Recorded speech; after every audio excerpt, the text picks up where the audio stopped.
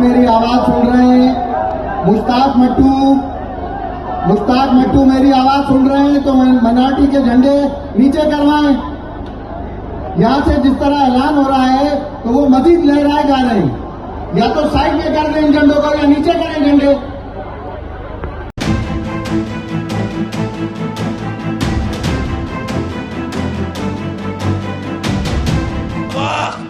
आ गया है कि हम हुकूमत के खिलाफ अदम एतमाद लेकर आए, जमहूरी अख्तियार अपनाए और इमरान खान को भगाए।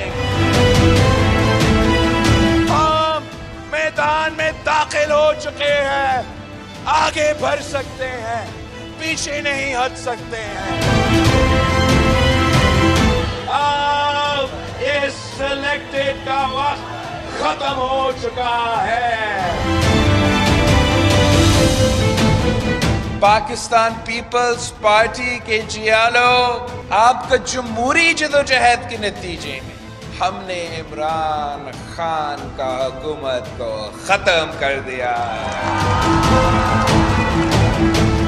YouTube पर गुगली टीवी देखने के लिए youtube.com की सर्च बार में गुगली टीवी टाइप करें। गुगली टीवी के पेज पर सुर्ख रंग के सब्सक्रिप्शन वाले बटन पर क्लिक करना ना भूलिए। YouTube पर अपलोड होने वाली वीडियो से बाखबर रहने के लिए बेल आइकॉन पर क्लिक कीजिए। आपको हर नई आने वाली वीडियो के बारे में नोटिफिकेशन मौसूल हो जाएगा।